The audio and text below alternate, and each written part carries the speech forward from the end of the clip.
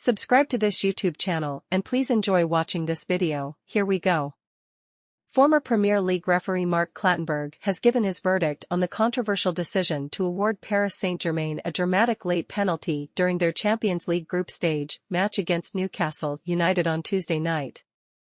Newcastle were minutes away from securing a famous 1-0 victory at the Parc des Princes, thanks to Alexander Isak's first-half strike.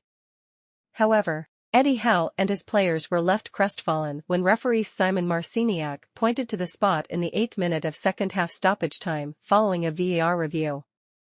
Ousmane Dembele's cross appeared to strike Tino Livramento's body before the ball bounced onto his arm. There was widespread disbelief when Marciniak reviewed the footage on his pitchside monitor and subsequently decided to award the penalty from which Kylian Mbappé equalized. "That is absolutely never a penalty," TNT Sports co-commentator Ally McCoist insisted. "If we're giving a penalty for that, then it is a disgrace." Former Newcastle midfielder Jermaine Jenas added, "What has Livramento meant to do with his arms? Wrap them round his back? I'm fuming." Eddie Howe reacts to the decision. Asked if he felt a sense of injustice, Newcastle boss Eddie Howe said in his post-match press conference, "Yes, I do. It wasn't the right decision in my opinion. There are so many things to take into account at that moment, the speed first. It was a ricochet that when it is slowed down, looks completely different to the live event. The ball hits his chest first, comes up and hits his hand. But his hand is not in an unnatural position, his hands, are down by his side, but he is in a running motion. I feel it is a poor decision and it's hugely frustrating for us as you know how little time there is left in the game. There is nothing we can do about it now." Mark Clattenburg gives his verdict. According to the letter of the law, though, was Marciniak correct to award the penalty? In the opinion of Clattenburg, the English match official who took charge of both the UEFA Champions League final and Euro 2016 final in the same year, the Polish ref made the wrong call. "Newcastle have every right to feel robbed," Clattenburg wrote in a column for the Daily Mail.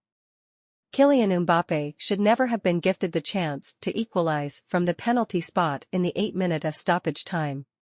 Simon Marciniak refereed the 2022 World Cup final, and Tomasz Kwiatkowski was his VAR. They are an experienced pairing and well-respected, but this has to go down as one almighty error on their part. All we ask is that our referees and VARs are as strong as they are consistent in their decision-making. Earlier in this Champions League clash, we saw the ball strike Lewis Miley on the thigh and then bounce onto an arm which was slightly away from his body. Kwiatkowski decided against sending Marciniak to his monitor for a review. But then deep into stoppage time, we see an almost identical incident. The ball ricochets off Tino Livramento's chest and onto his elbow, and this time, Kwiatkowski recommends a review by Marciniak. While at his monitor, Marciniak is convinced that Livramento's arm is outstretched because of the specific angle that the VAR is showing him. However, the angle from behind the goal, which we all saw on television but the VAR did not show to Marciniak, clearly proves this was not the case. Livramento did not make his body bigger. His arm was in a natural position for the movement he was making. He had no time to react to the deflection. This penalty went against all UEFA guidance, and Newcastle paid the price. Newcastle's Champions League hopes hang by a thread.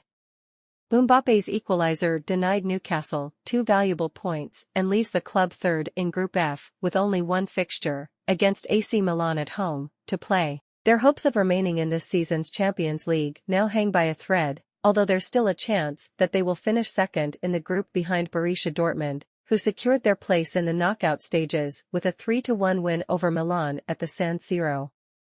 Let us know what you think about the entire thing in the comments section below.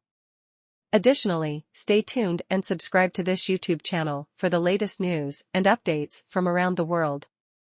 We sign out.